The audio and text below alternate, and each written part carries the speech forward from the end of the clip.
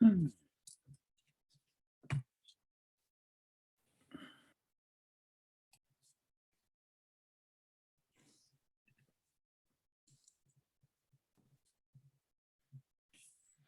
Hmm.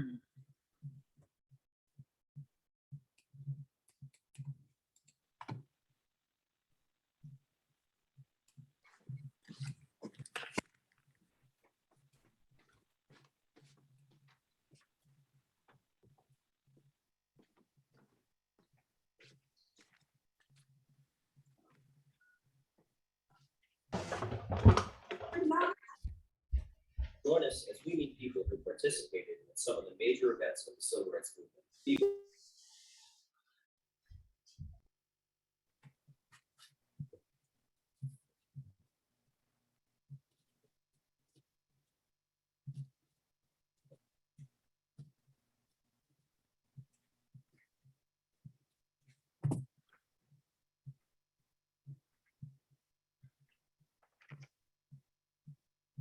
Hey, John.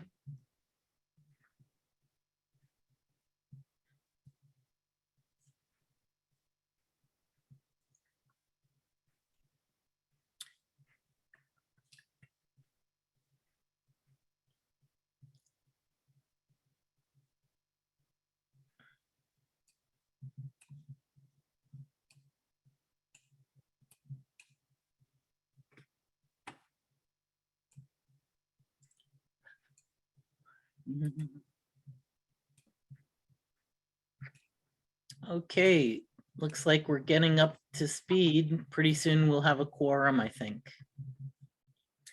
And thank you all for coming and joining us on Martin Luther King Day. And we look forward to a good meeting.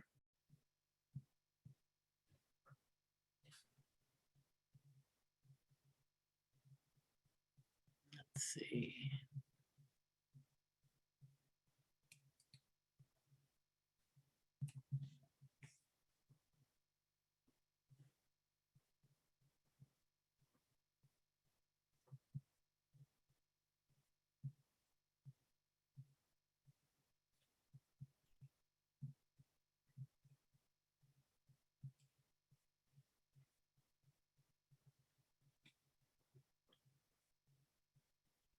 Okay.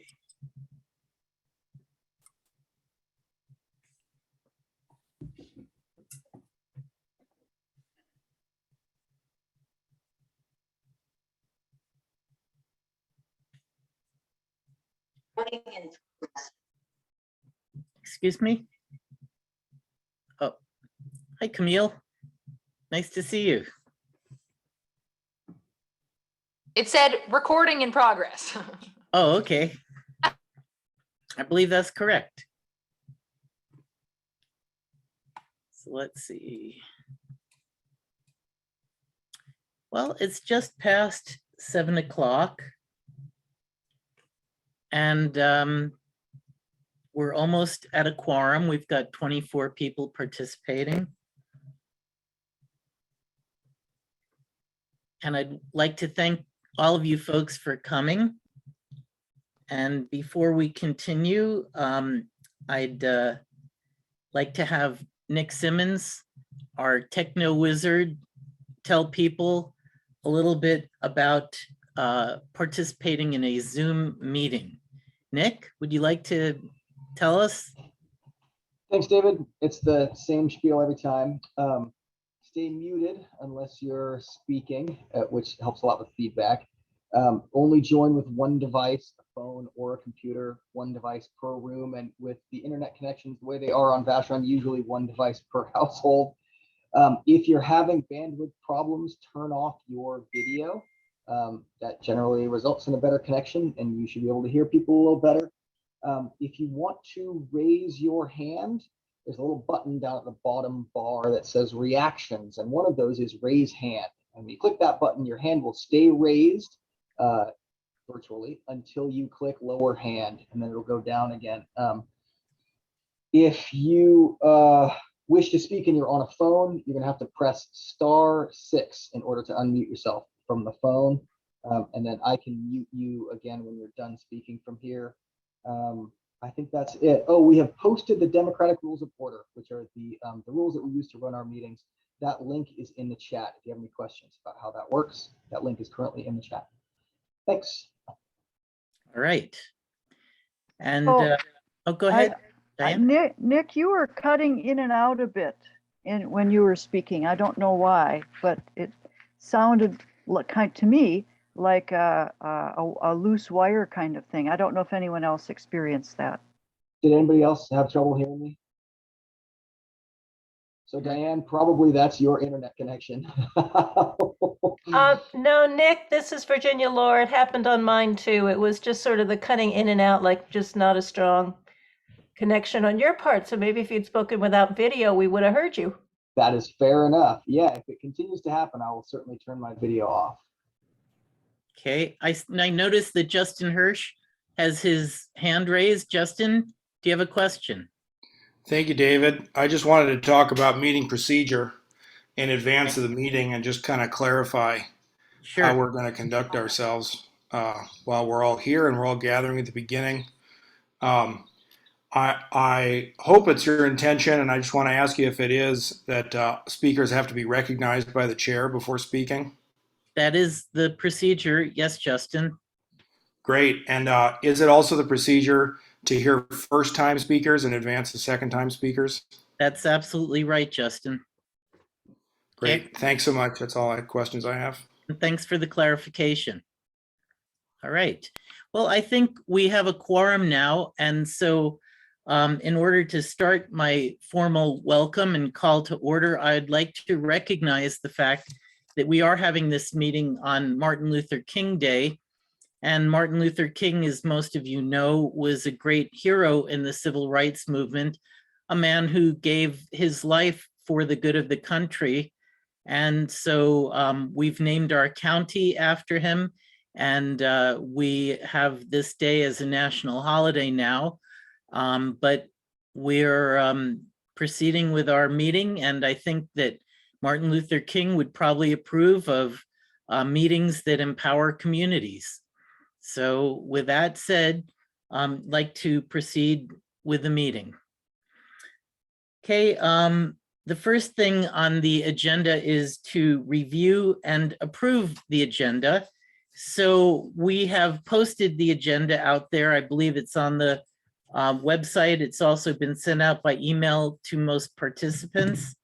And is there anyone who has any corrections to the agenda that they would like to bring to our attention, or other changes?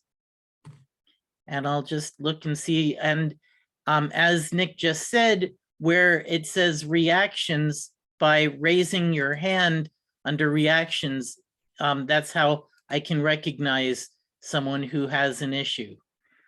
Well, I don't see any people raising their hand with corrections or changes to the agenda. So the agenda that has been sent out and is on our website has been approved. Next item on the agenda would be to approve the minutes from last month's meeting. Now that was also sent out, and I'd like to find it. Let's see. Is there anyone in looking through the minutes of the previous meeting who had changes or corrections that they would like to make to those minutes?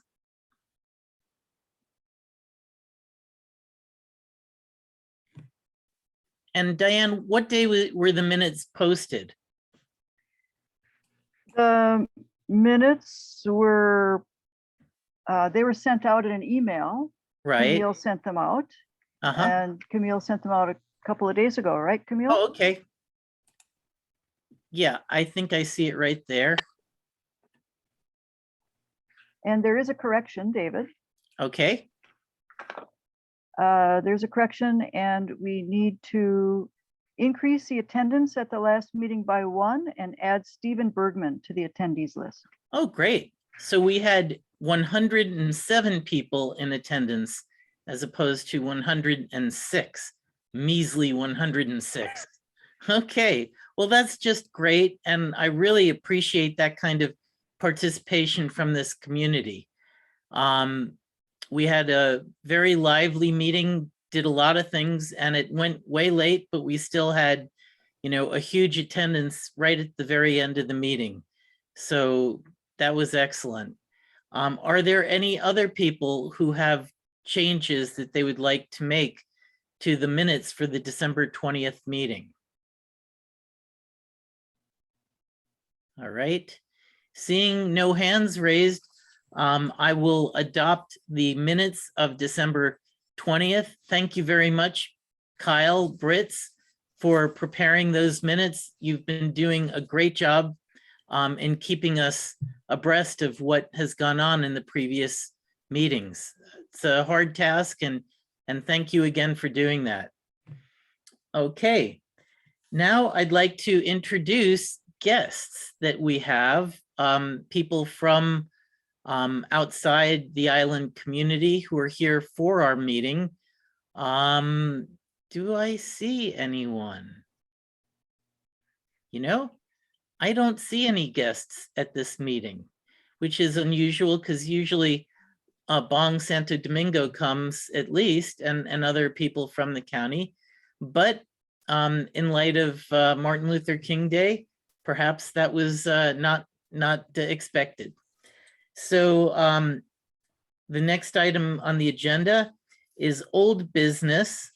And there had been a motion with regard to symbolic resolutions that was made at the previous meeting. And that motion has been retracted by the Community Council Board. So that motion is not on the agenda now. Point of order. Yes? So that motion had been made and seconded, and according to, I believe, the democratic rules and certainly Robert's rules, that motion belongs to the body and it can't be retracted. It's to be dealt with by the body. I believe that the maker of the motion can retract it, and the maker of the motion has retracted it. Well, I think if you look on pages, I think it's 29 and 30, the maker does not have that authority. 29 and 30.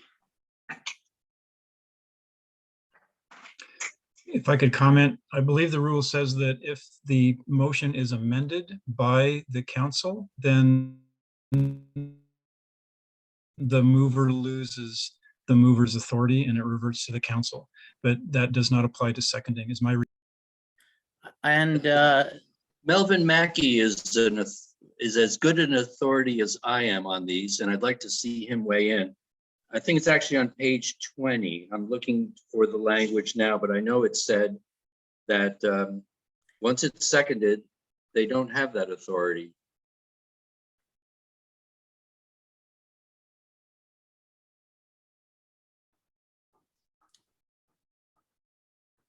So I was just raising my hand. I don't know if you guys can okay, hear me. Camille, yeah, I see you now, Camille. If you could I speak was to that. just saying that Justin clarified at the beginning of the meeting that we were going to have people raise their hands before and be called on by the chair, and that people were not going to speak twice in a row. And so far that has not happened. And I think that the chair is responsible to follow through on that. And also it is the responsibility of council members to respect those procedures, even if they think that there is something going wrong. Thank you, Camille. And I will be following that rule. And it was done as a point of order, but it was overused as a point of order. And I would ask whoever does have comments to respect that. Diane, I see that your hand is raised. Yes, as you can, David, as chair, you can rule on that point of order, and it's true. It does not. There's nothing in here about a mover not being able to remove their motion. Actually, I think there is something in here that specifically says that a mover can withdraw that motion.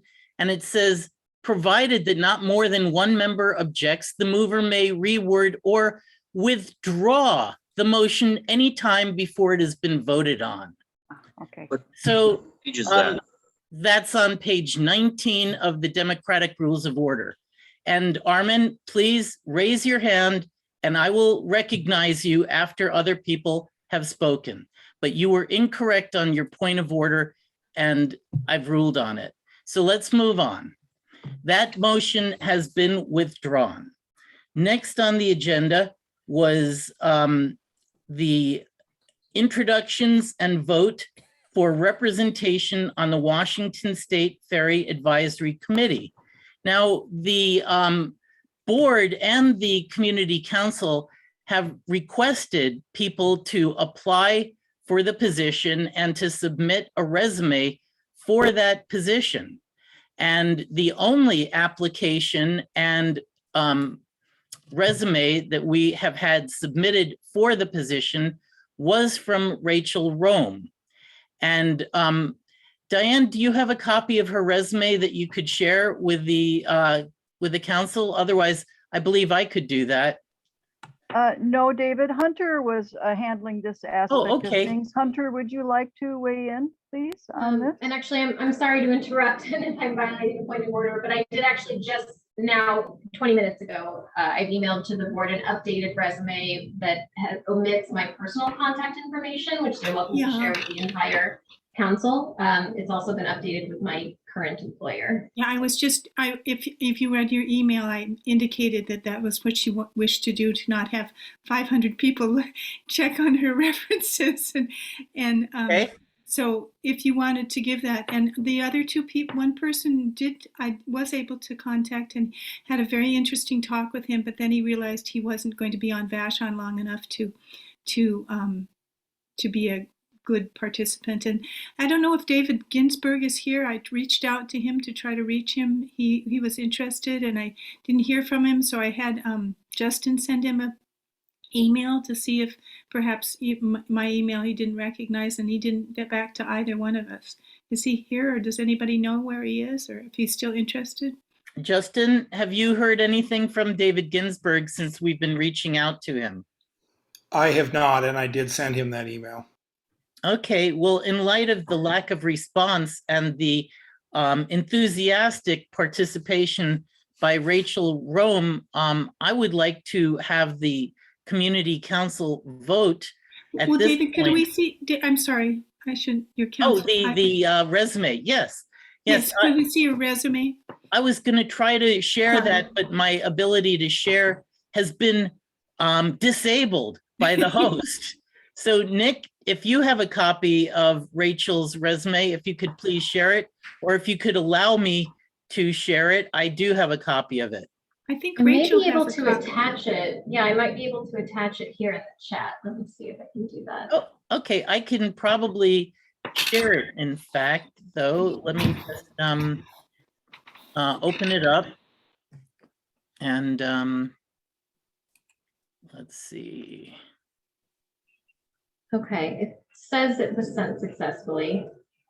Let me know if Okay. it actually worked. Okay, let's see. You did, oh, to the chat? Oh, there it is. It's right in the chat now.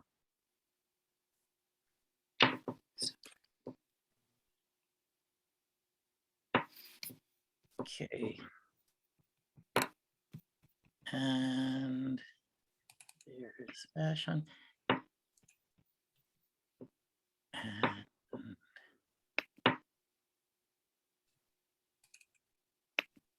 And if you'd like, I can share it on the screen too. I'll try to do that right now. Okay, can people see that? Transportation planner, designer, and planning consultant. Transit-oriented development planner, graduate teaching assistant, urban design intern. Well, I think the community council and the ferry advisory committee are very fortunate to have someone with Rachel Rome's capabilities. applying for the position, but that's my opinion. And so I would like to put it to a vote of the community council to see if we would like to select her to fill the vacant position on the Ferry Advisory Committee. So I believe Nicholas has the poll available.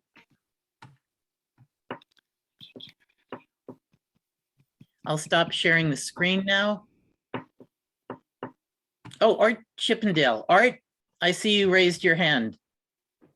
Yeah, could we have a few minutes to read over the resume? Oh, of course, sorry.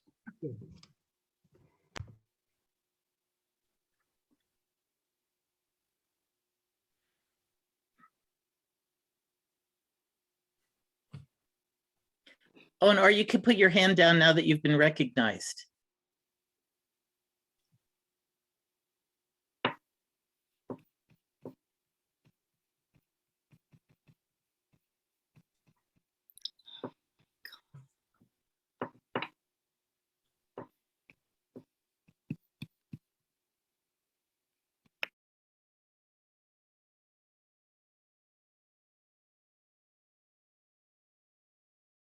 Oh, Nicholas?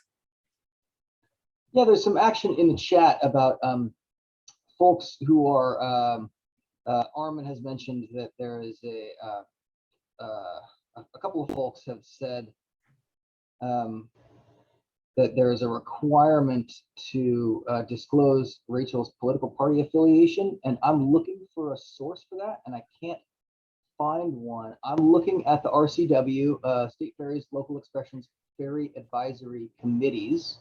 Okay. I see nothing about a application and nothing about no more than 2 areas of a terminal area committee may be from the same political party at the time of their appointment. And in a county having more than one committee, the overall party representation shall be as nearly equal as possible.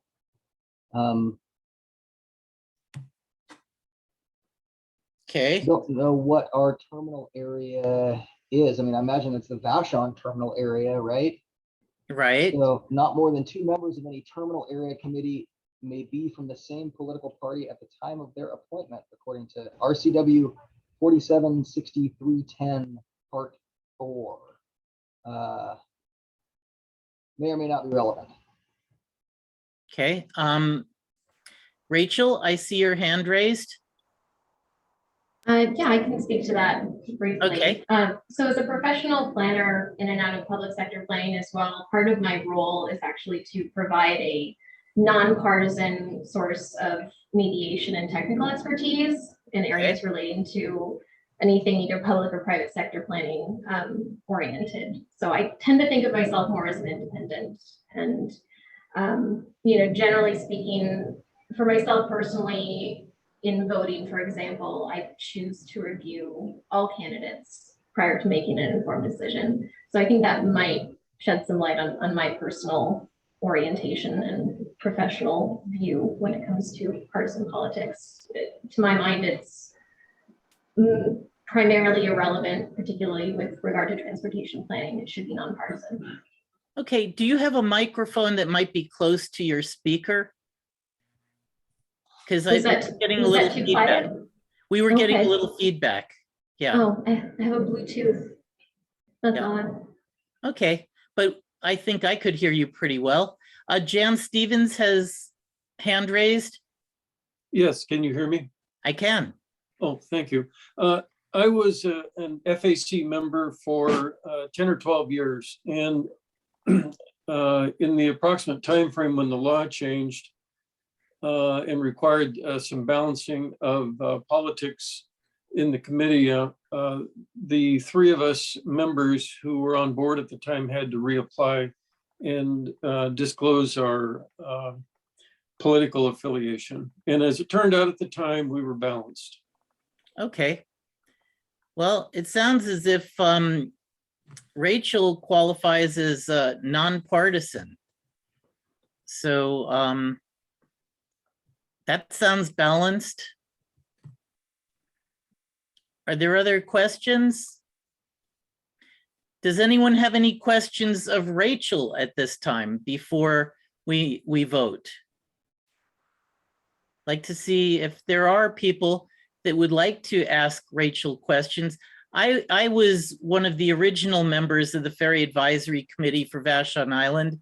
I was on the committee for about 7 or 8 years, and I'd like to say that it is a much more active committee than it used to be, and the ferry system is doing a much better role in incorporating them and in getting feedback from them and in giving information to them. It used to be when I would go to these meetings, the ferry people were obligated by state statute to attend these meetings, and they wouldn't even take notes of what we would say.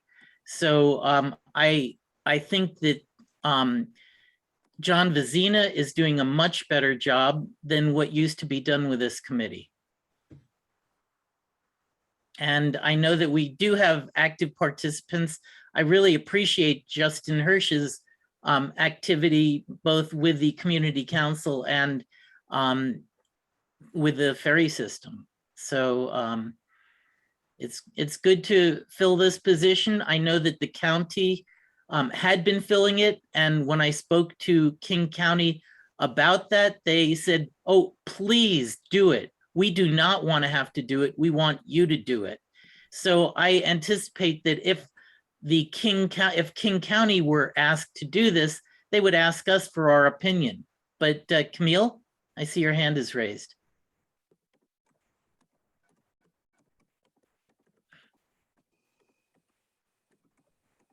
Sorry, I have a hard time unmuting and unmuting. I also just wanted to mention Emily Scott as the other FAC person. And I don't just want to, I mean, Justin, I totally appreciate you, but I also want to say that Emily is here at the meeting and that we should also acknowledge her hard work as well. And I apologize for the oversight. Emily, thank you very much for your hard work. I'd like to recognize her as well. Thank you, Camille. You're keeping me in line this meeting. It's good. It's good. All right. Well, are there other questions for Rachel at this point?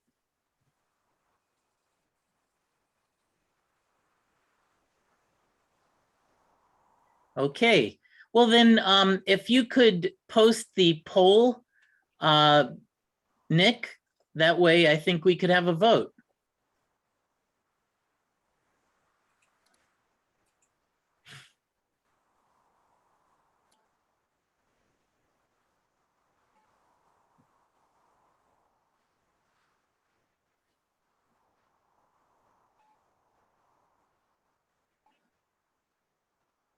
Looks unanimous to me. It's 25 say yes and 0 say no. I believe that that's everyone who can vote, I think, has voted.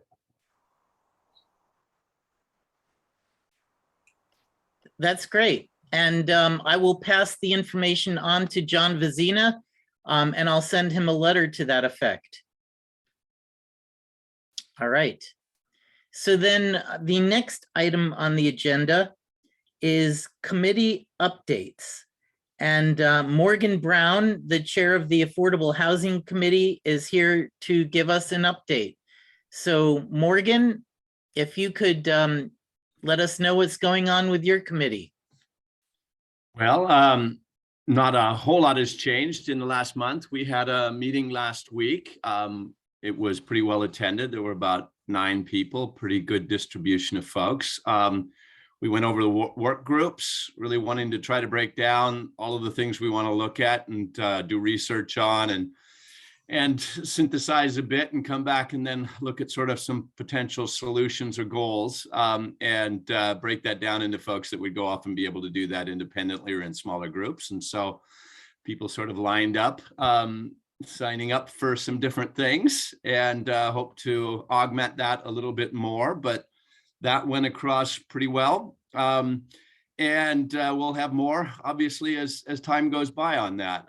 One other thing I think worth noting in that is that I don't have a whole lot of info on it, but I did said I would bring it up. Vashon Household has been working on some solutions sort of in some ways parallel to this, and both of us expressed interest in collaborating on that. We have some people on our committee who are on the board, and so a few of us from the committee went and met separately with the Vashon household group that included a number of their board members and some other interested parties. And they have some exciting things they want to propose. And a lot of the idea was taking that information and having it be presented essentially to the community council once we've had a little bit of time to discuss it as these two separate groups. There were some ideas on some stuff and some approaches. And so those are two things sort of happening in parallel, and now we're getting those efforts a little bit coordinated. So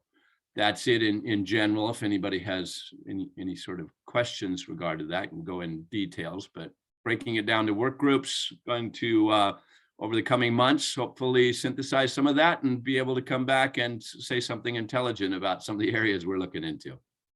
Well, thank you so much, Morgan. Thank you for your leadership. And also, I want to apologize for not attending the meeting, but I was in Ketchikan and I was preparing a witness in a murder trial.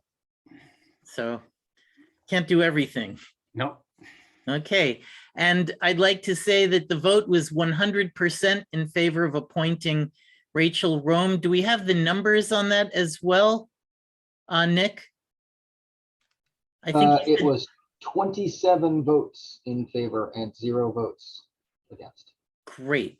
So 27-0 Rachel. Excellent. Well, then I'd like to move on to the next committee, the Equity Committee. Point of order, David? Point yes. of order. John has his hand up. Oh, I'm sorry. I didn't see that. Hi, John. Hi, this is to Morgan. So Morgan, would it be fair to say that right now where your committee at is at goal setting and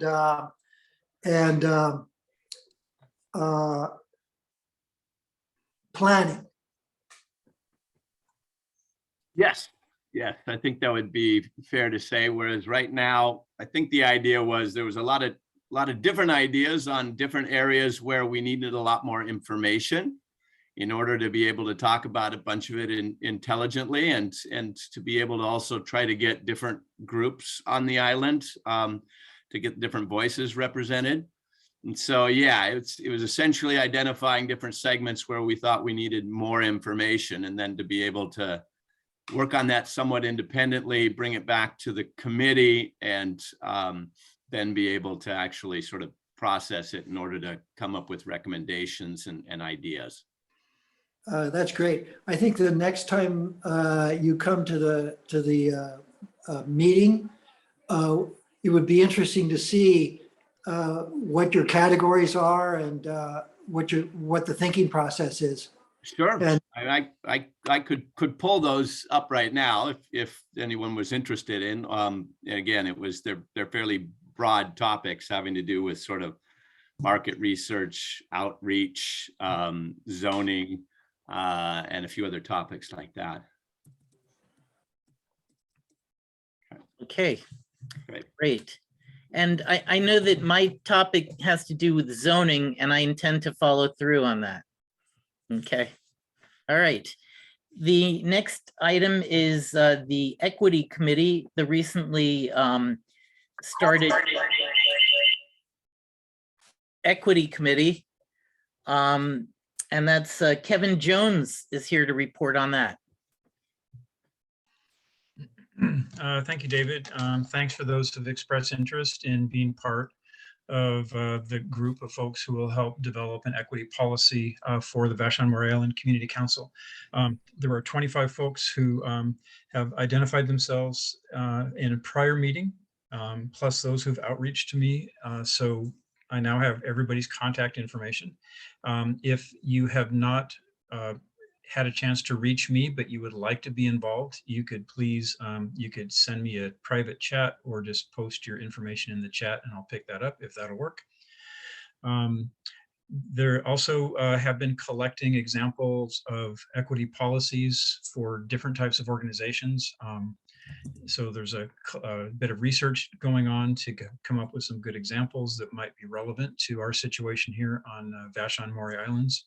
I've also reached out to Arun, who is the head of the King County Office of Equity and Strategic Justice, I believe is the name of the office.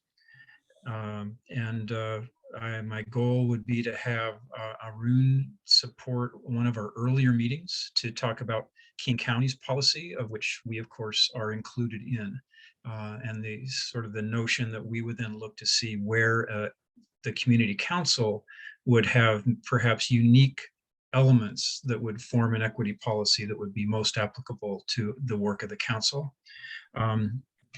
Thank you, David and Diane, for fielding my questions about logistics. That'll help us get the next meeting going, or the first meeting going. We've also say that there's kind of a multi-step plan that's being laid out as kind of a guideline for how we might walk through the process of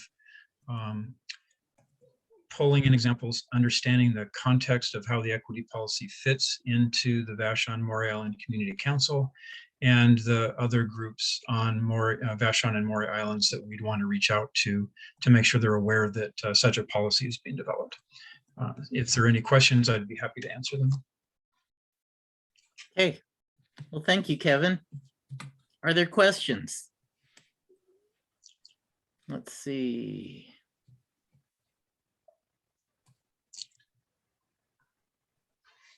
I don't see any hands raised. All right. Well, thank you again, Kevin. Now, the next item on the agenda is a discussion regarding ferry disruptions and implications. And we have Emily Scott of the Ferry Advisory Committee, as well as Justin Hirsch to talk about that. Yeah, well, thanks a lot, David, and everyone for all of your interest in functioning ferry system.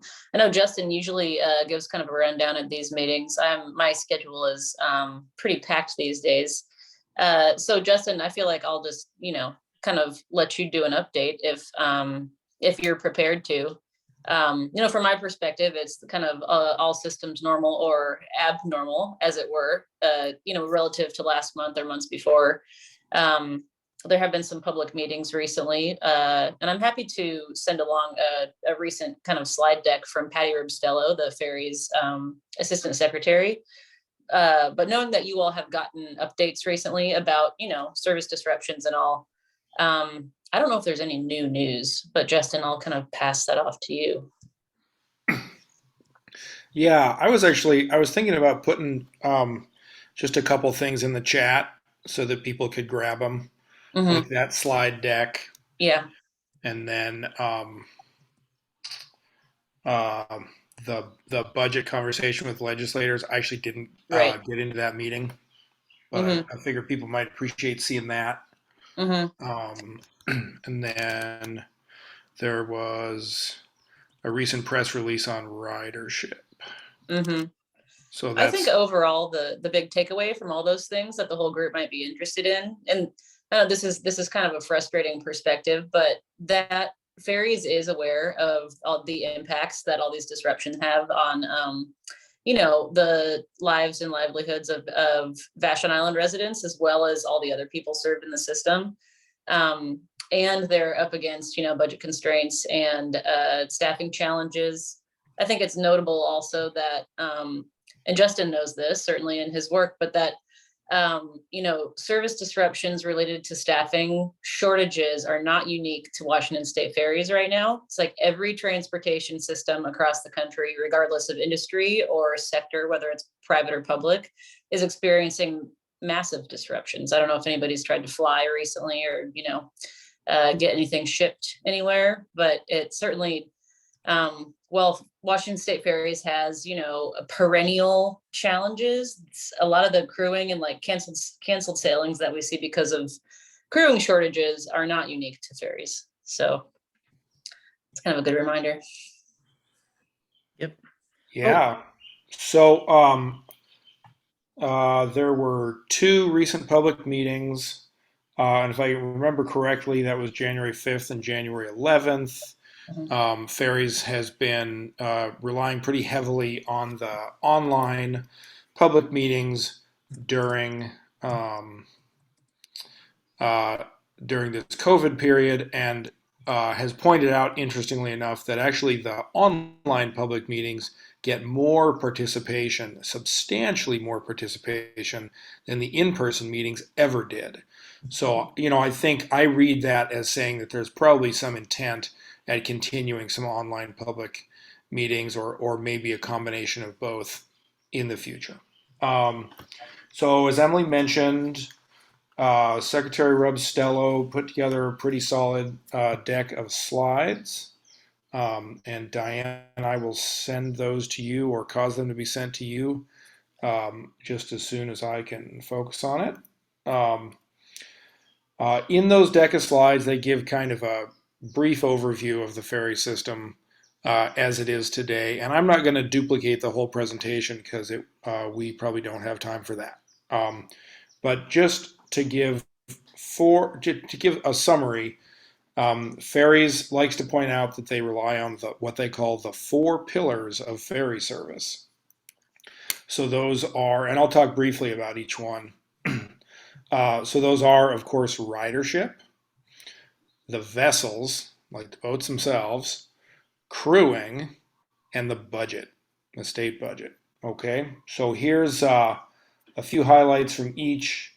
Ridership overall, and there's a press release that we'll put in the chat here, is not quite 75% of pre-pandemic levels. So still pretty low. Ridership is up year over year based on 2020 numbers. This is comparing 2021 to 2020, right? So that's good. Ridership is up, and that's good because it generates that revenue that goes to funding so much of the ferry system. On the Triangle route, ridership is up 13% overall. Vehicles are up 9% year over year. And just a note to point out there, probably a lot of people are opting to drive instead of walk on, probably for some legitimate reasons about concern for COVID safety, right? You're in your vehicle, you're in your bubble, you're sort of protected. There's obviously some additional costs, some additional time constraints there versus walking on. But it would appear, if I'm reading into those numbers, that that's what a lot of people are choosing to do. Makes a lot of sense. It does put an additional burden on the ferry system. Walk-on passengers are pretty easy revenue that don't require much management. And the vehicles, obviously, you can only hold so many, and it requires a little more management. So just a thought on ridership. We're coming back, but we're not quite where we were pre-pandemic. So moving to pillar number 2, the vessels. The long-range plan right now calls for 16 new vessels to replace aging vessels in the fleet by 2040. There is some additional funding for the new hybrid electrics in the current governor's bill. That's a good thing, and it's a particularly good thing for those of us who live on Vashon, because our boats, the Issaquah class, our boats are getting pretty old, right? Our boats are in their 40s.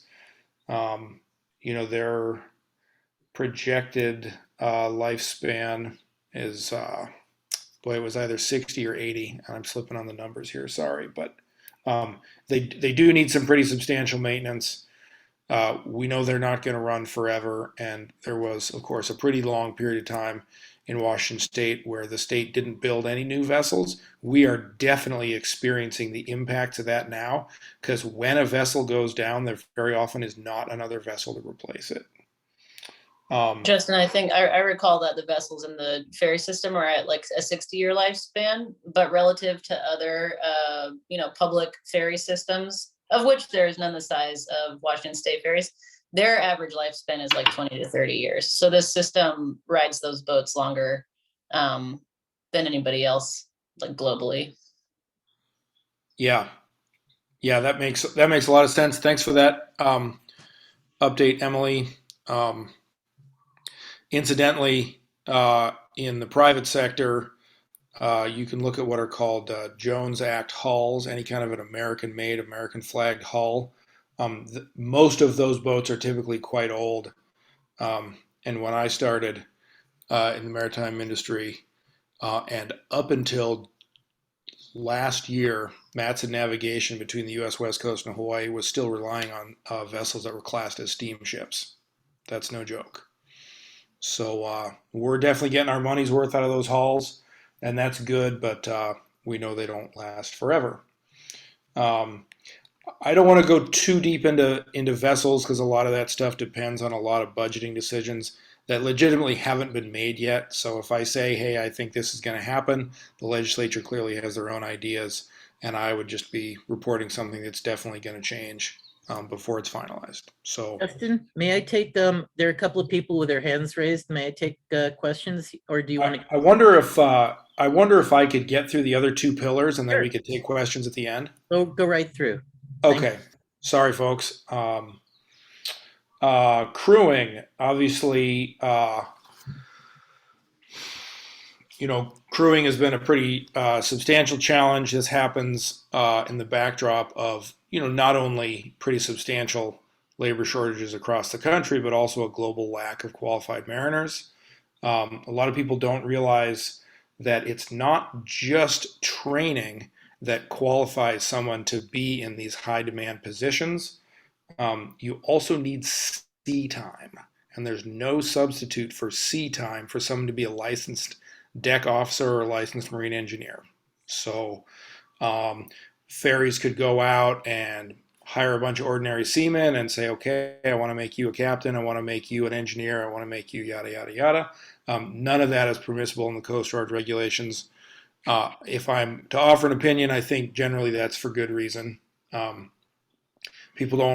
lot of people don't realize what those mariners are required to do on a daily basis. Those are not skills that you build overnight. Those are skills that you build over the course of a long career.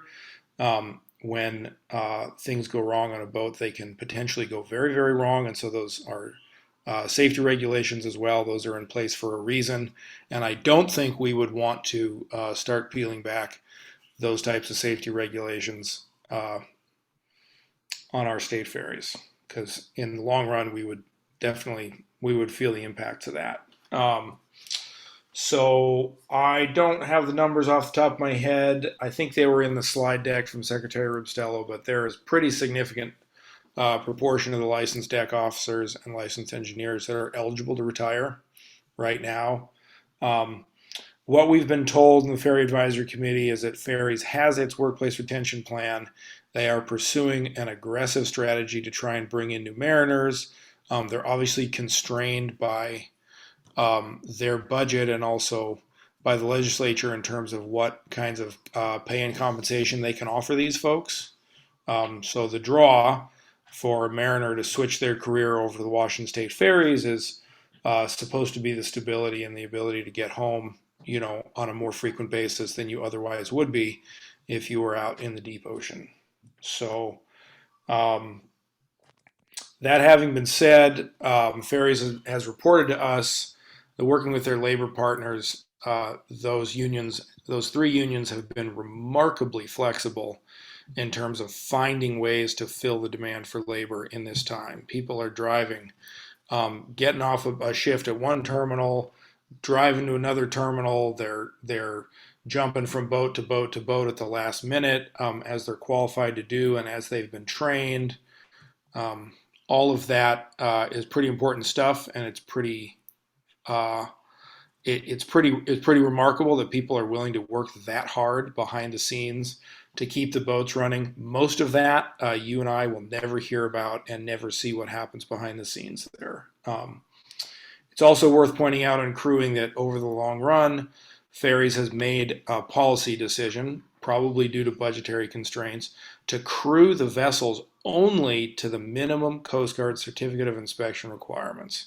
In other words, Coast Guard requires a certain minimum number of crew. Historically, Ferries had carried an additional crew member, such that if somebody couldn't make it, they couldn't fill a position, somebody was sick, they couldn't get their car out of their driveway, whatever, that the different positions on the vessel that absolutely have to be filled in order to meet that Coast Guard requirement to sail the boat could be maneuvered such that that sailing could continue. And once again, most of that happens seamlessly behind the scenes without us knowing about it. Now with the bare minimum crewing and the decision to maintain that, that's something that we're more likely to feel the experience of. So that's it for Pillar 3. Moving on to Pillar 4, which is budget. Bears mentioning that as a public agency, the Washington State Ferries cannot lobby other government agencies. So they can't go to the governor's office, they can't go to the legislature and say, hey, you know, we think we deserve a higher budget, or gosh, if you gave us this higher budget, we could do X, Y, or Z, right? They can't do that. Only community organizations can do that. So it might be a good role for this community council and other community organizations to do. Just a couple points on budget. The combined 2021 to 2023 operating and capital budgets for Washington State Ferries is $1.05 billion with a B. Fare revenue is the largest funding source at almost 40% of that revenue. The rest of it is 32% state support, 13% federal support, and 12% debt. I know my figures don't add up to 100%, but I didn't catch the details on exactly where the rest of it comes from, so we'll call those approximate numbers. You know, that having been said, you know, the governor's budget does include some funding for additional boats, and that's great. Hopefully those get built and those get into the system, because we will definitely be the beneficiaries of that. Anybody who's got a commute, anybody who runs a business on the island that depends on commuters coming over to the island, I think that's they're going to be the beneficiaries of that. The last bit that I wanted to bring up actually was just about the Fauntleroy Ferry Terminal project. And I hadn't seen, Emily, maybe you knew if they had set an additional date for the community advisory group meeting. There's not an additional date. So this group knows I sit in on those meetings and, you know, participate to the extent that I'm able. I don't think there is another date for the meeting, but that next meeting, as far as the process goes, you know, up until now, it's been a lot of kind of wordsmithing about defining the need at the terminal and the kind of scope of work to make sure everybody's on the same page about like the constraints right now and what needs to happen to loosen some of those constraints up. The next meetings, subsequent meetings, are to define the criteria by which alternative solutions will be evaluated, and then following that, some alternative solutions, which I think is the real meat that people are interested in, to hear what Ferries has narrowed down the options for fixing that dock. So I do not know when the next meeting will be, but that is the topic, and I think it's definitely close to the beginning of the year, so it should be coming up pretty soon. And I'm happy to report back to this group once that meeting occurs. That's great. And I have, Emily, I don't have anything prepared for tonight, but I do have just a couple of suggestions that I'd like to pitch to that group at whatever point. Yeah. You know, maybe I write something and email it in, or whatever works for the process. Yeah, sounds good. Okay, I think for the most part I've said what I came to say and taken the time that we have. I don't know, Emily, was there anything else you want to put in, or should we just go to questions? Yeah, I think questions are great. Okay, Bill Lyles had his hand up. Bill? Yeah, I was wondering if there's any type of existing data where we could actually figure out what the actual service reduction has been over the last couple of years and what it's projected to be. And I'm not looking at Fort and talking to Washington State Ferries. I'm looking at my next letter to my King County assessor.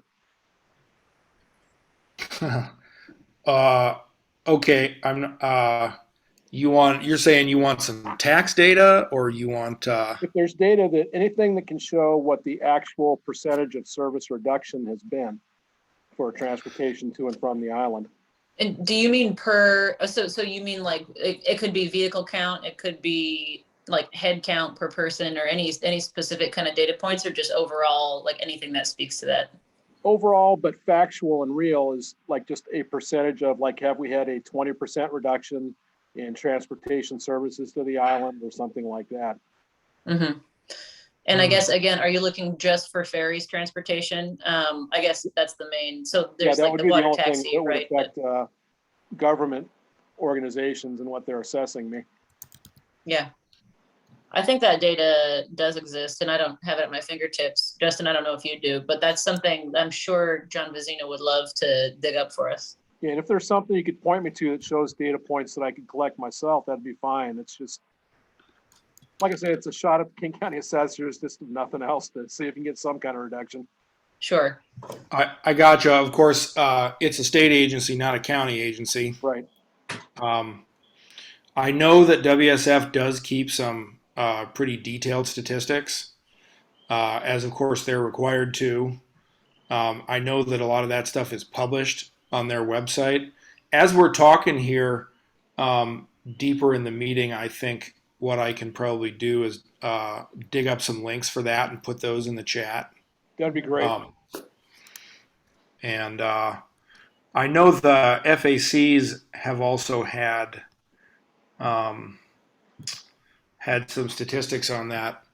A lot of that stuff is system wide, but I think you can narrow it by route and service. So I think it's pretty safe to say that with this alternative schedule that we're looking at right now, that there's definitely been a reduction in service. I know that I feel it as I commute on and off the island. The alternative schedules added at least 1, if not 2 hours sometimes to my daily commute.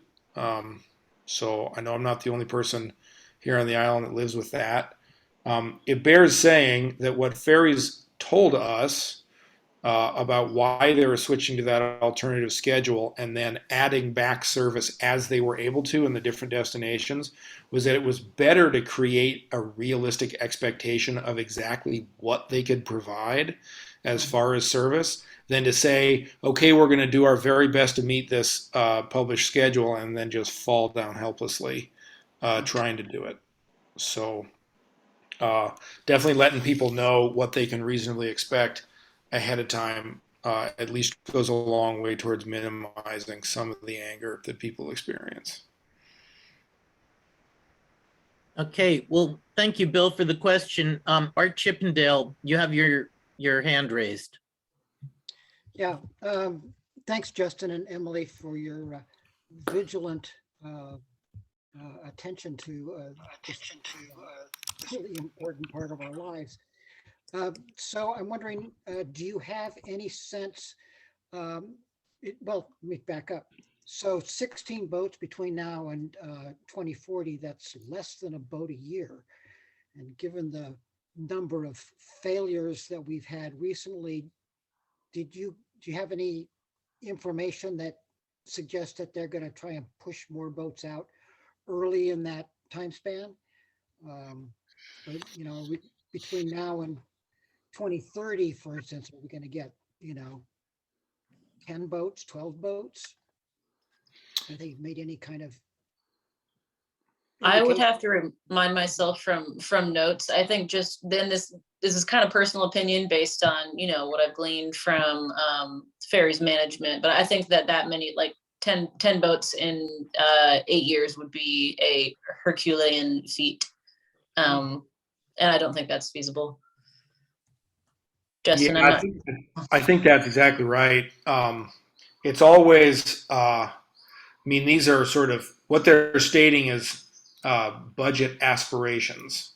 In other words, this is what we think we need to meet the service that we've got, and this is how we'd like to do it, right? Which is entirely different than a firm commitment to do that over that period of time.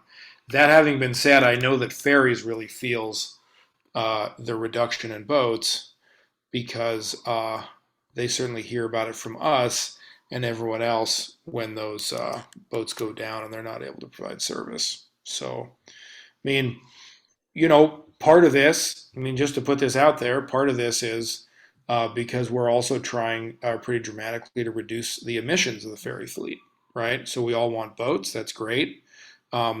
Also, we're trying to move to these hybrid electric and then hopefully in the future plug-in electric ferries, which requires, of course, electrification at the terminal and on the docks.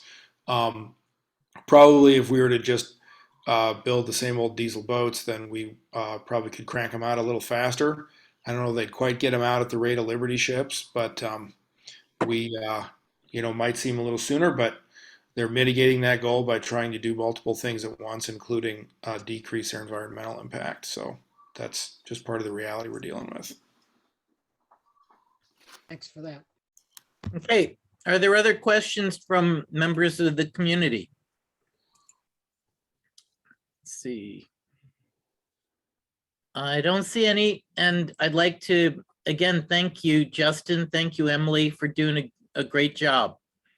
And now you have a new member, Rachel Roan. So you got some help. All right. Well, that's great, Rachel. I'm excited that you got unanimous support. That's wonderful. Thanks, Emily. I hope I can actually help you guys out. It sounds like there's a lot for me to pick up, but we can talk about some of that in the next meeting. Maybe have some materials I can review. Yeah, absolutely.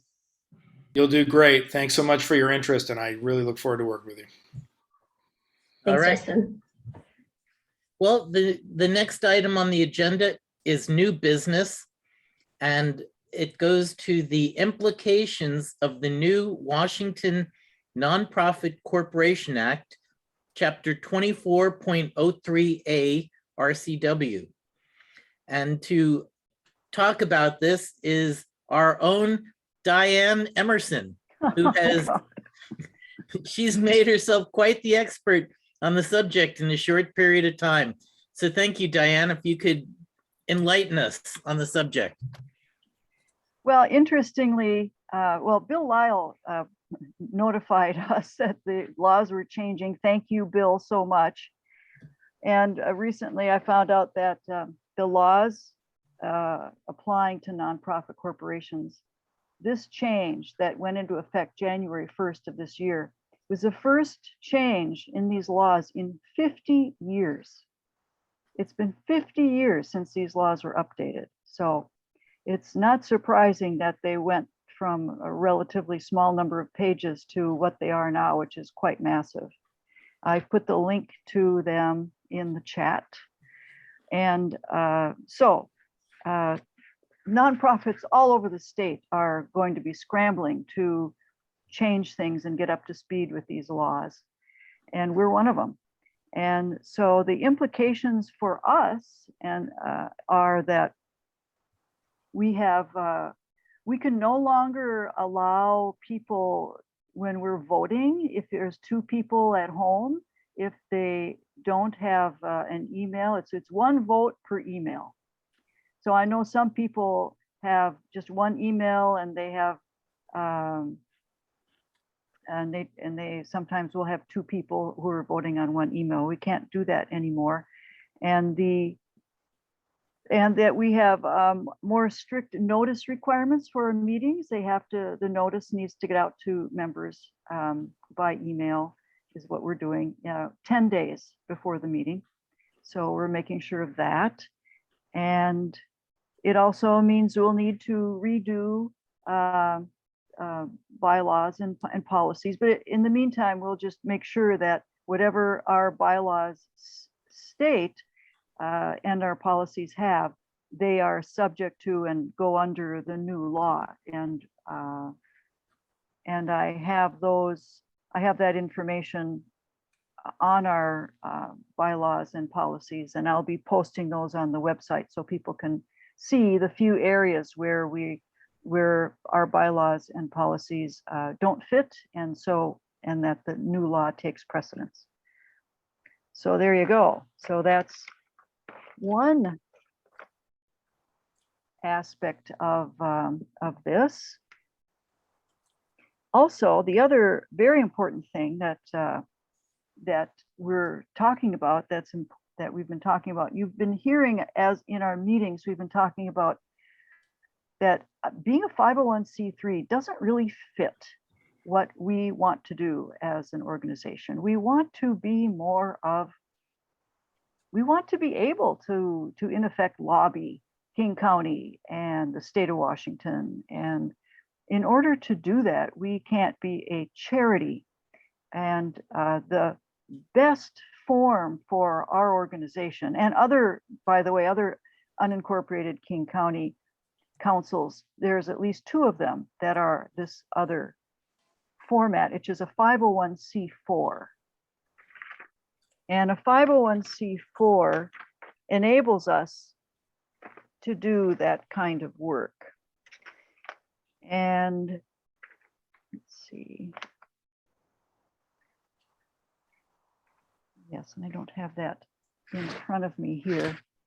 Let's see, could someone pull up the one of the emails that I sent that talks about the 501c4? Maybe I could and share that with everybody. I've got so much stuff here I'm working on. Okay.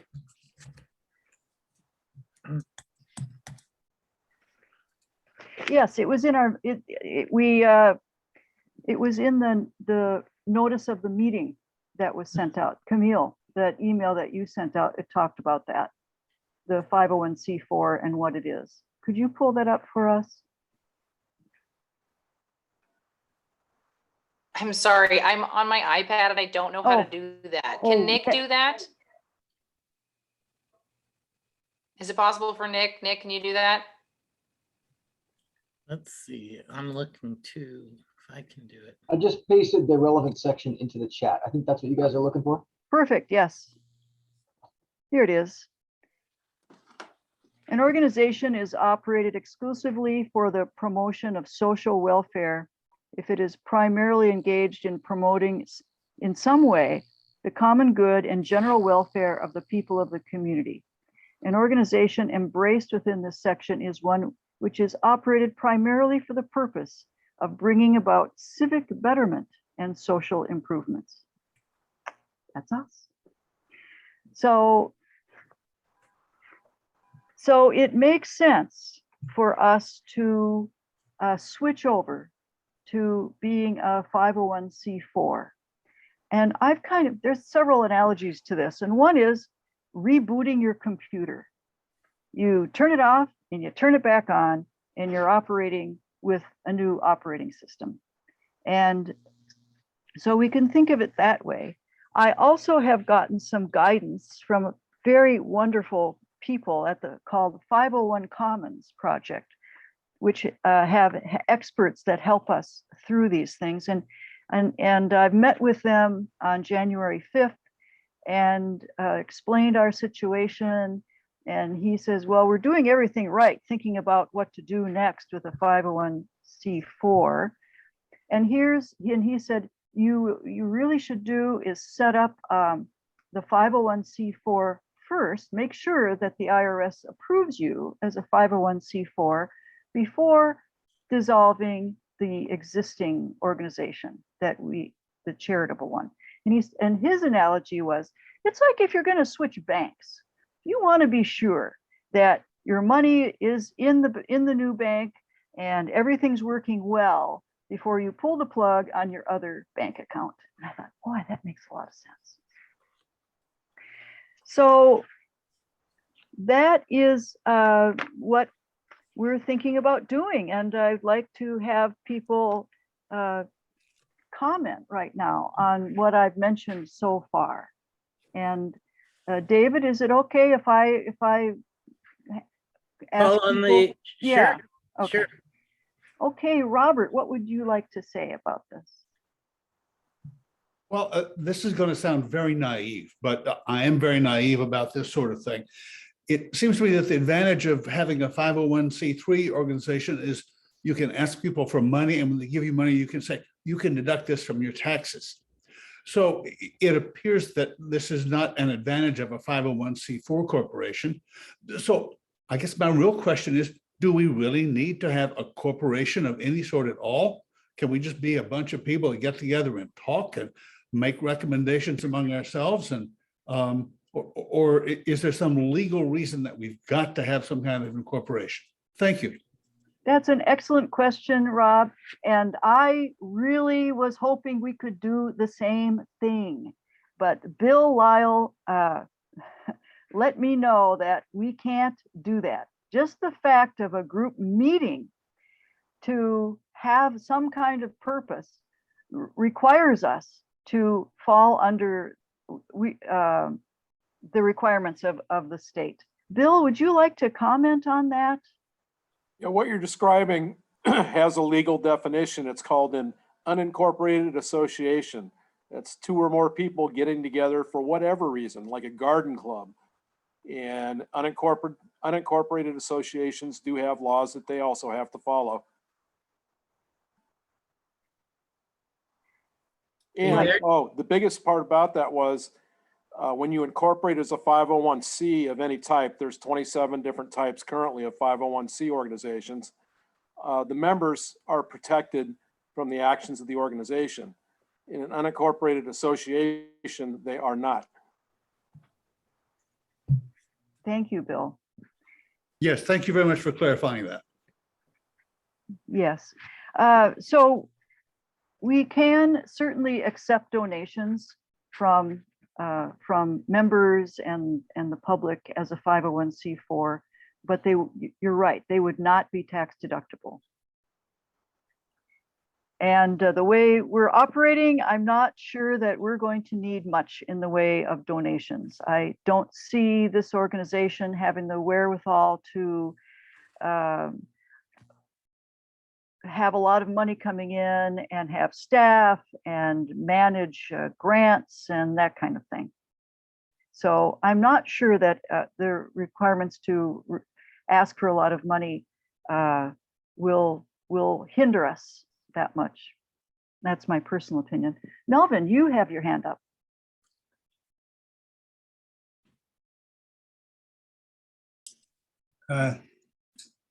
Yeah, I haven't actually studied this kind of stuff for a long time, so the new regs are maybe different.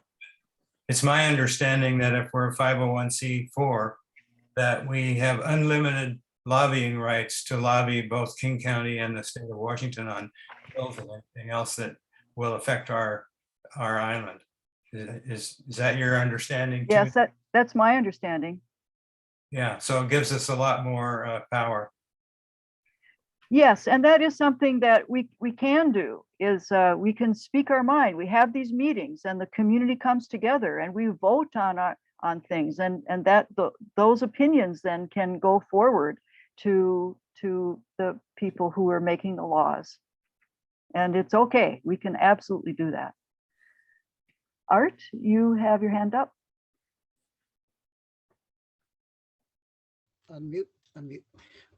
We will also have the ability to endorse specific candidates as a 501c4, which is something we definitely might want to be, involved in. We can be involved in politics. We can do lobbying. We can advocate for, reproductive or civil rights or any of those kinds of things that we feel are important to us.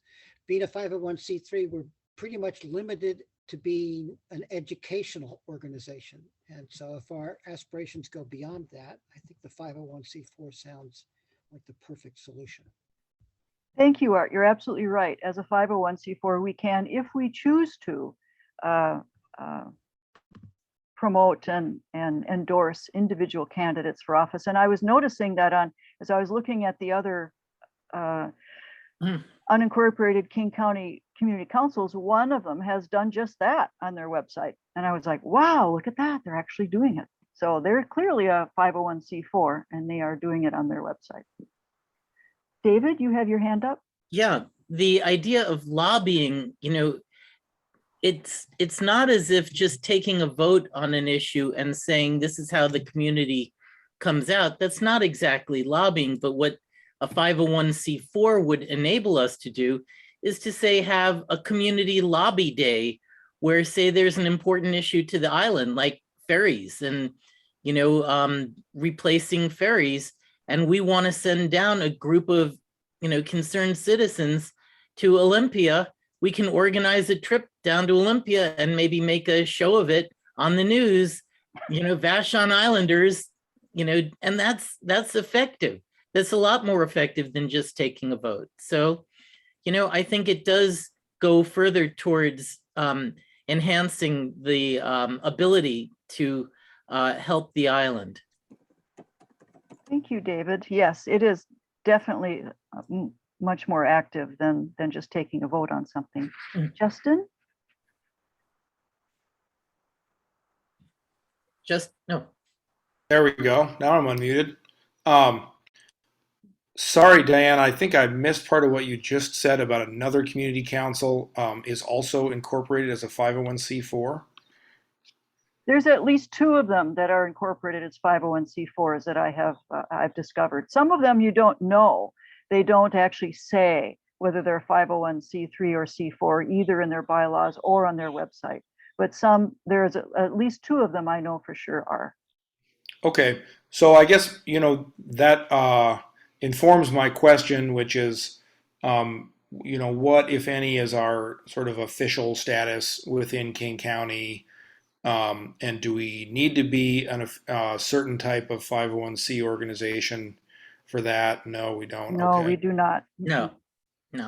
No, it's so amazing taking a look at, I think there's like roughly 15 different organizations I've taken a look at, that they are across the board as far as how they organize, whether they allow even the community to have any say in votes in meetings like this, etc. It's really amazing. And there was previously, maybe a decade or so ago, some legislation sort of explicitly authorizing community councils within King County, right? And then that's right. The ordinance was taken away. Yes, that's right. On that. Yes, that was the case, and now it's not. So it's a kind of a free for all. So we can do what we want, in effect. Okay, Terry. Yeah, I was just curious as to how far these laws have changed in this recent revision, because when we formed Washington Public Campaigns about 17, 20 years ago, we decided to be a 501c3, and for years and years we lobbied it down in Olympia extensively, and our understanding at the time was that as a 501c3, you cannot back a candidate or any issue on ballot. In other words, if it's an elective thing, that was the thing that made the difference, but lobbying was wide open. Yes, things have changed. It's become more restrictive. Okay. What 501c3s can do.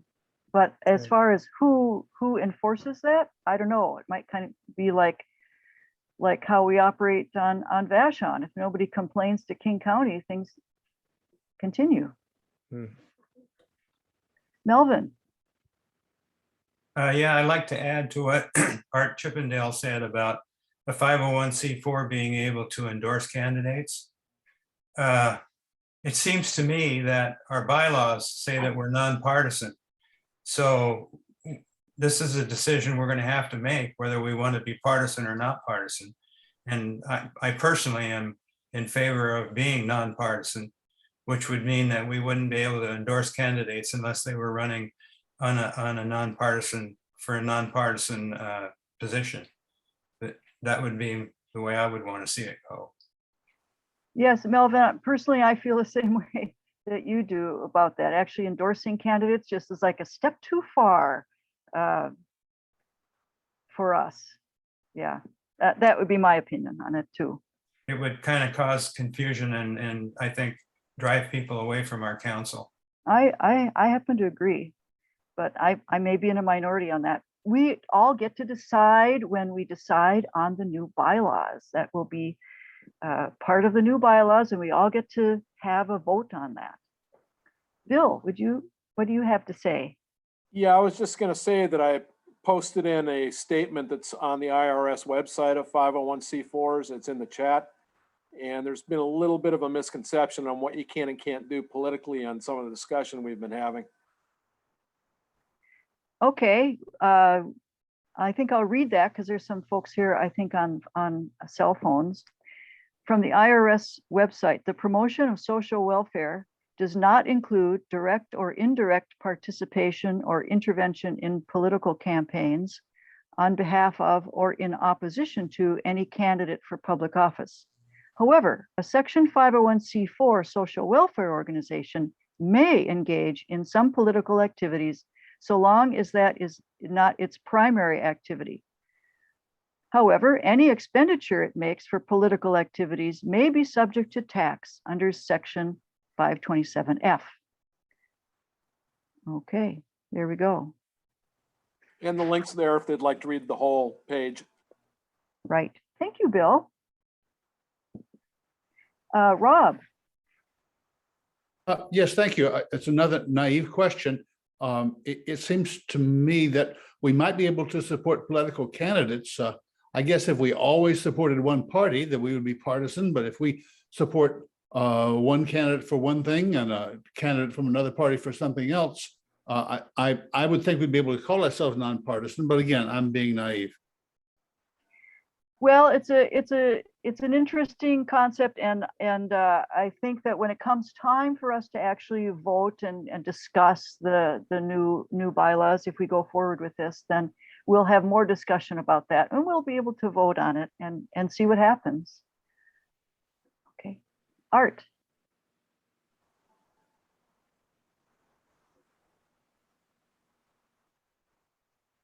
Okay. One of the other differences I'm looking at here is our ability of, basically we have greater freedom to influence, even if we're not campaigning or sending out partisan political messages. A nonprofit 501c3 can't compare its organization's issue positions with that of a candidate, but nonprofits number 501c3-4s can compare their issue positions with that of a political candidate. So it may just come down to that in terms of, you know, our ability to influence the politics, and it's not partisan. It's simply a matter of issue positioning. I see. Thank you, Art. Okay, I don't see any more hands up. And so if we go forward with this, I'm going to make a motion on it, but if we go forward with this, it would mean that we would have two organizations, the new one and the existing one, operating for a while at the same time, because it will take some time to set up the 501c4, and it will take some time to close down our existing organization. So maybe several months up to a year, we can take our time. There's no time limit, no strict time limit for that kind of thing. So I would like, and for a time the board would split their monthly meeting evenings into two. One meeting handling if we have the existing board act as the interim board to create the new organization, then our board meetings would be split too. So we would be handling old business with the old organization and the new business with the new organization. But it all can be done. I think it's certainly possible. So I would like to make a motion about this, unless there's more questions. Art, you have a question. Yeah, point of information. I don't think we can operate as a 501c4 until we have actually received that designation from the IRS and from the federal government. So absolutely, we'll be operating as a 501c3 until we get that. other designation. So I don't see why we would have to have the board or have meetings that are public meetings, which are separate. Public meetings, no. I'm the board meetings, because we're doing, to keep it clear what organization we're working on. We want to keep that clear and have those separate. At some point, we will have we'll have to ask people to join the new organization and say, yes, I want to be part of the new organization. And that will be the creation of our email list and our membership list in the 501c4. And at some point, and I don't know how this would work exactly, but at some point then we would start having meetings with the 501c4, and we would have a separate meeting with as closing out the 501c3. But both would be in existence at the same time for a while. And that would be and that's what we would do. And we have guidance from the free legal help from the 501 Commons to help us through all this. Okay, good. It's too arcane for me. David? Yes, and to confuse matters more, we are not a 501c3. It was our intent to become a 501c3, but we had all sorts of hoops that we had to jump through that we were unable to do in order to be a 501c3. So even though we were intending to be a 501c3, we are a nonprofit, but that is it. You know, we don't have the rules of the 501c3. We're just kind of acting as a quasi 501c3. So, yeah. Yes, that's true. And that reminds me of something that I want to share with people. Our articles of incorporation mention 501c3. So that's one reason they would need to be modified. We can't just, at this point, if we wanted to apply for 501c4 status, there is a time limit that the IRS requires. You have to apply for it within 60 days of getting your designation as a corporation from the Secretary of State. If beyond the first 60 days, the IRS, if you apply to be a 501c4, you'd have to pay a fee of $20 per day after that $60, up to a maximum of $5,000. We're at that maximum.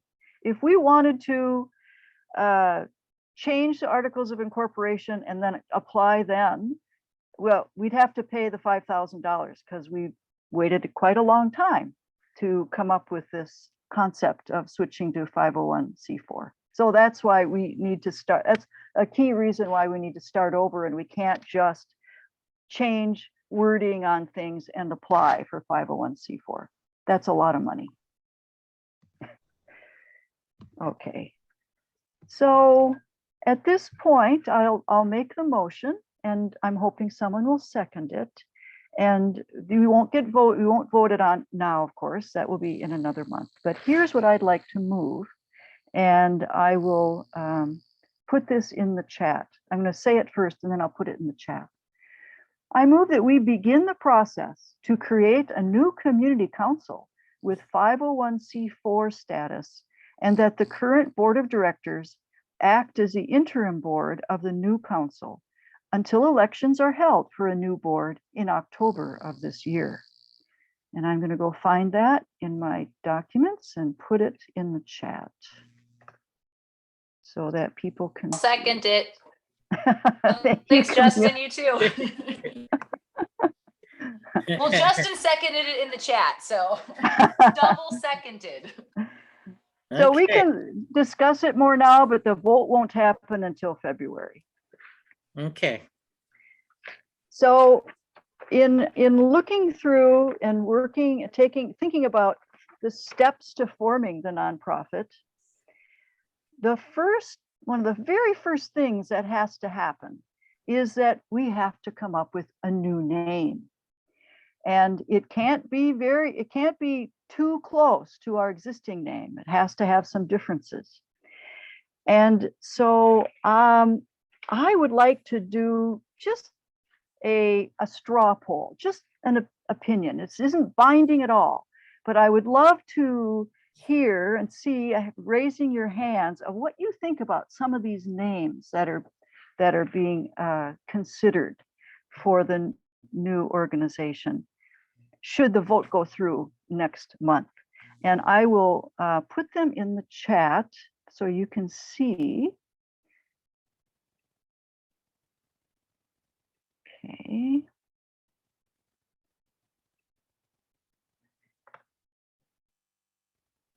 And then we'll just go through these one by one, and you can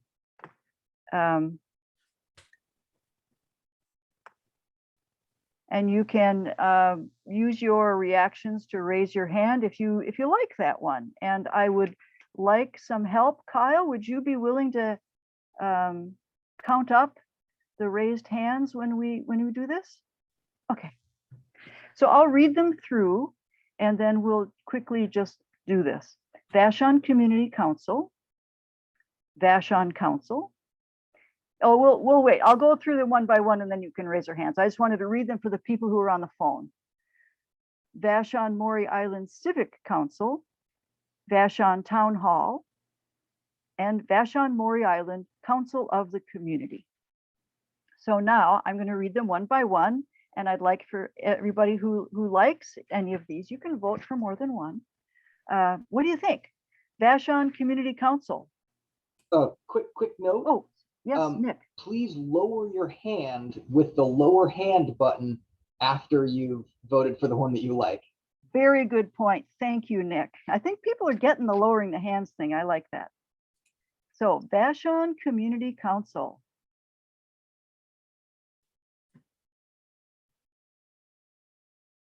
People are figuring out how to do the hand thing. Okay.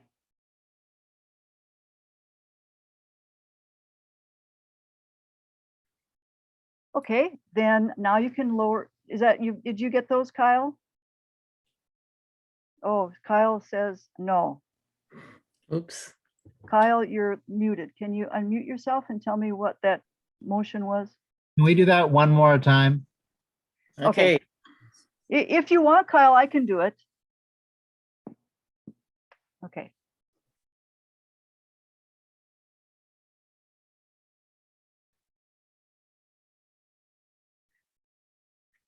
Okay. And Kyle, it's easy for me to count these. So if I can, the way I've got it set up, the way I'm viewing, all of the people with raised hands are all together. I don't know if you're seeing that way on your screen or not. So I'll just go ahead and count. It looks like 15 for Vashon Community Council. Oh, 16 now. Very good. Okay, please put your hands down. This is good practice.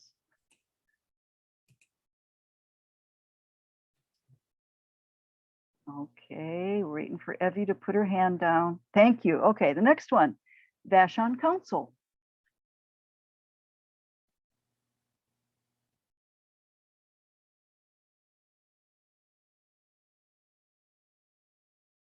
Okay, 5 for that one.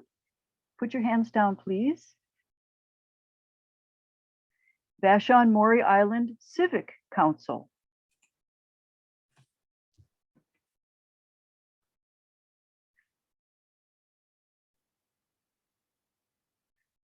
Nine for that one. Put your hands down, please.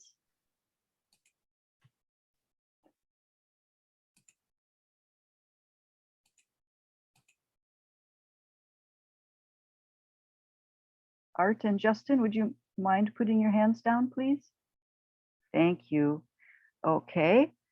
Vashon Town Hall.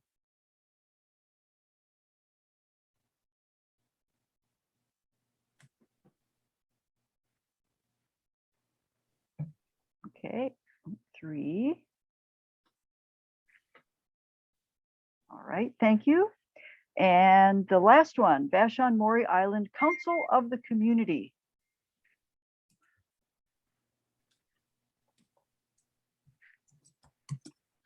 Okay. Well, this has been very helpful. You can put your hands down now. I've got 4 for that last one. my discussions with people says the Vashon Community Council seems like a very popular name, and you would agree with that, with 16 people who like that name. All right. And so this will be, once we approve going forward, we will work on having a name. So we could make a motion to accept a name tonight, or we could just wait. And so that moves it out another month. Anyone have any opinions on any of that? Melvin? Yeah, I'm for waiting and letting more people know what's going on. Sure. So they have more input. That makes a lot of sense. It's a whole new idea, and it's a big idea. And we need to, there's a lot of thought, a lot of discussion that needs to take place. Bill, you want to say something?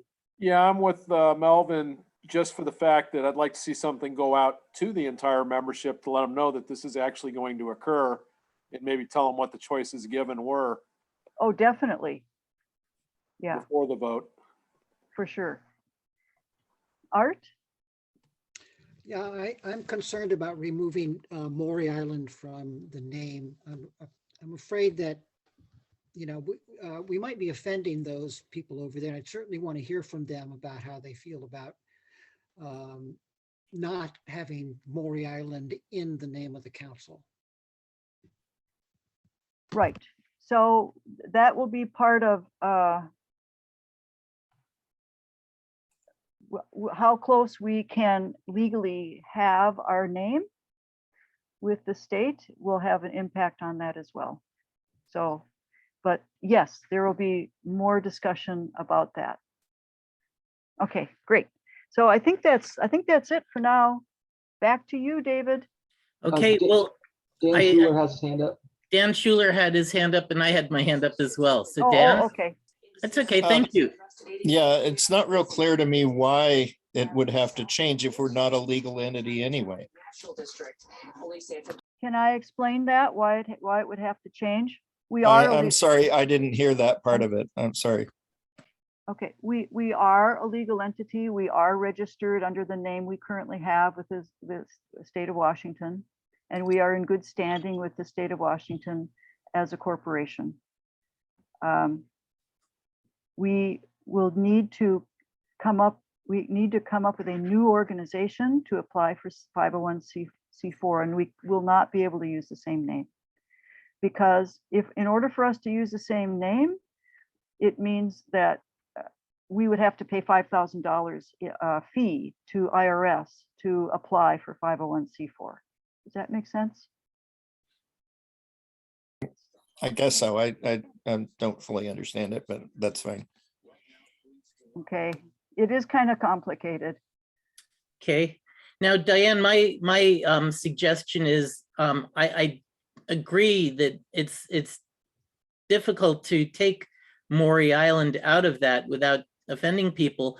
And I was wondering if we could say Vashon and Maury Island Community Council.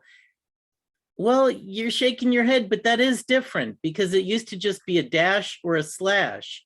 And if you say and, it might be different. From what I've been looking at in the names and what names are allowed, new names are allowed and what new names aren't, I would say that one will not be allowed. Okay, okay. It's too close. All right. Terry? You're muted, Terry. After we make this change and we dissolve the Vashon-Maury Island Community Council 501c3, can we just opt to change our name back again?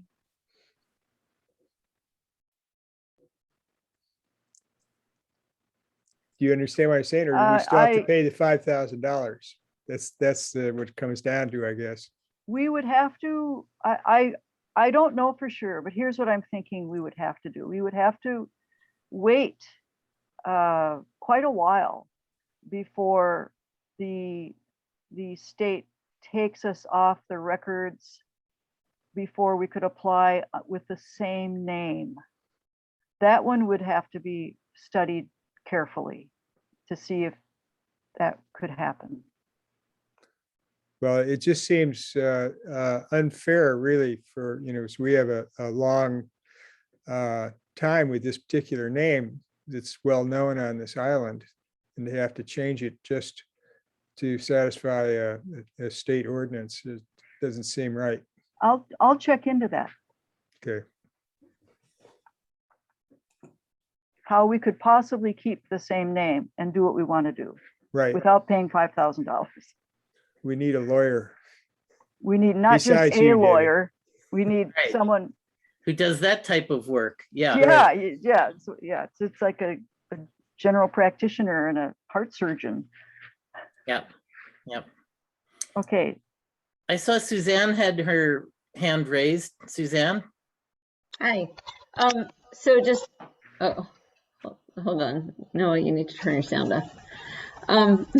We got two devices in the same room. So just in terms of the Maury Vashon thing, at first I was thinking maybe we should call ourselves Vashon Island Community Council, but I think the use of the word island is what makes it geographical instead of a town name. Because if you live on Maury, your address is still Vashon, Washington. That's the name of the town.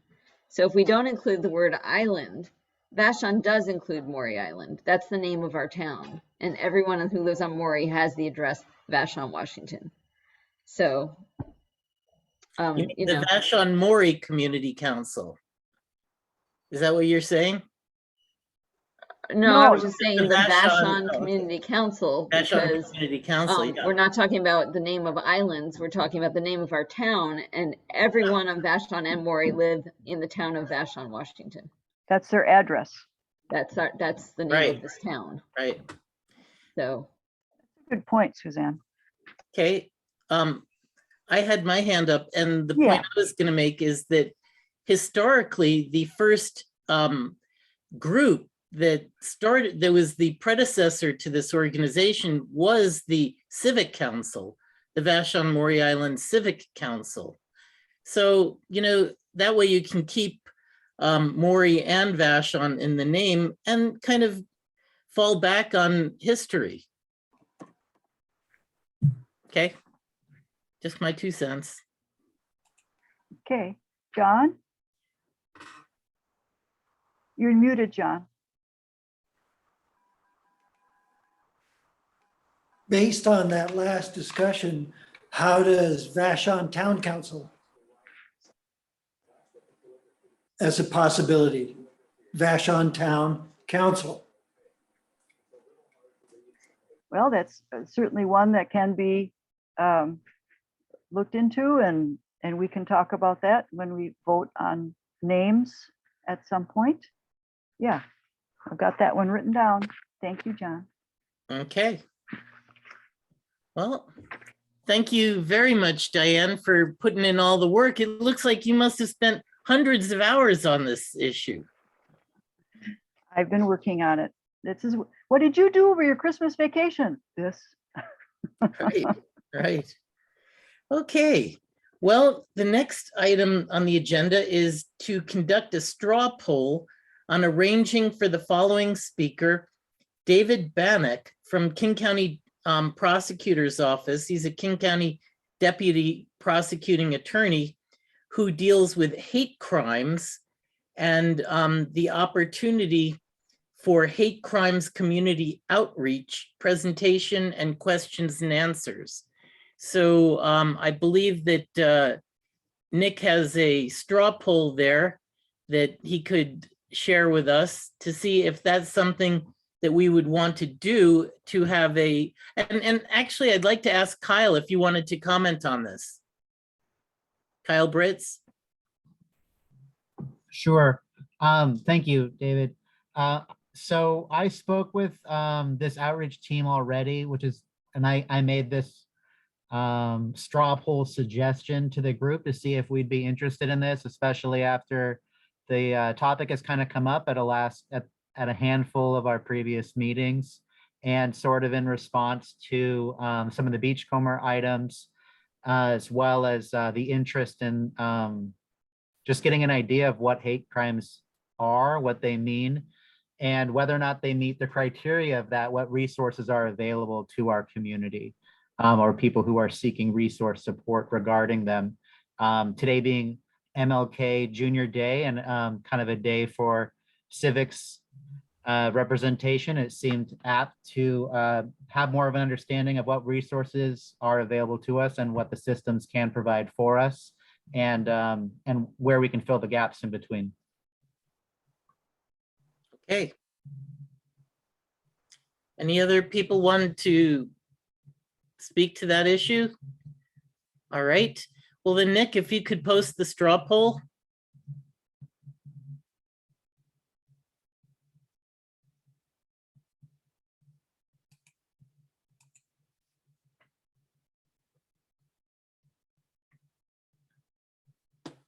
I'll leave that poll up for about 5 minutes if you want to move on with the agenda. Okay. Well, it doesn't look like we have any community updates scheduled. And then the next item would be open discussion. If people have any issue that they would like to bring to the attention of the community council, perhaps for discussion at a later date. Is there anyone who has an idea about a topic? I see Evie Horton. Hi, thanks. I don't have a topic of discussion. I just wanted to make a mention of the project that I'm working on with the Vashon Senior Center. There's a program called the Vashon Villages that's been in development for several months. And we're getting ready to do a formal launch of that project just in about a month, in mid-February. So people who have their eye on the beachcomber and certain other ways that we promote things around the island, we'll have a sense of that. We'll do a kind of a ceremonial, possibly a little silly ceremonial ribbon cutting as we really prepare to launch that, bringing that out with the walls of the Senior Center on February 15th. And the reason February 15th is important, if you've got your finger on the pulse of any issues related to aging and older adults, and since each of us is aging with every breath we take, we can remember that that this is a shared experience that we all have. And February 15th is the first ever National Villages Day, so part of this village movement across the country. And it's also the 20th anniversary of the first village in this movement, which is called the Beacon Hill Village in Boston. So we're kind of riding some coattails and hopefully creating some coattails of our own. And maybe in 2042, we will be celebrating a 20th anniversary of these aging in place villages on this island. So I just wanted to get that on the record here tonight. Thank you. Okay, great. John, if you could. I just want to say that the school district has completed their performance study for the school district. And they've submitted a fairly extensive PDF. I've given that to Diane, and I would like to have that posted for anyone on the council who would like to see what the results were and what their findings were. I'll just briefly say that the whole process was brought on by community members and also organizations in the community, including school district personnel. It was mostly driven by analytics. So when you take a look at it, if you're that interested, it'll be a summary of statistics broken out in various categories. To me, the final conclusion basically talks about performance of our island children are continuing to struggle. The ones who are disenfranchised, ethnically minority, economically challenged, and also learning challenged are the ones that apparently consistently fall below in the not acceptable matrix. So if you're interested in seeing how that works and what conclusions they came up with, it'll be in that PDF. And that's all I want to say. Thanks, John. Hunter? Yes, several months ago, Joanne, I can't pronounce her last name, came to us about a concern about trees on the island. And I have just connected her up with a man by the name of Hans Yeoman, who has started to review the old legacy of trees that was published about 15 years ago. And he has a committee together, and so I'm excited to see that go forth, and hopefully we'll get some updates on that. And if anybody's interested in joining their group or giving any information about trees that you might have on the island or a concern in general, I have his name. I do not have his email at this point, but I do have his phone number, and I'll put that in the chat. Thank you. Okay, thank you, Hunter. Steve Bergman. Hi, everybody. I just wanted to remind everybody in light of the recent rains that we've had in our rainy season, that Vashon Tool Library has a variety of emergency tools available to loan, including a sump pump. One of our basements over in Ellisport got flooded because of a spring leaking into the basement, and we were able to help the resident out and pump her basement out with one of our Vashon Tool sump pumps. So feel free to check out our VashonTools.org website, and we're open 3 days a week for 2 or 3 hours a day, Wednesdays, Saturdays, and Sundays. If you haven't stopped by, all of our tools are available online. You can see the inventory, and you can make a reservation and check us out if you haven't already done so. Thanks. Okay. Well, thank you very much, Steve. And I don't see any more hands raised. So at this point, I'll move on to the next item, which is to indicate that our next meeting is Monday, February 21st. And so thank you all for coming. Your participation has been great, and look forward to seeing you at our next meeting. Oh, there's the straw poll. Apparently 89% would like to see that discussed, which is great. So we will put that on a future agenda. And this time I'd like to say good night to all of you, and the meeting is adjourned. Good night, thanks. Good night. Bye. Bye-bye. Thanks, everybody. Thank you, Diane. Thank you. Good night.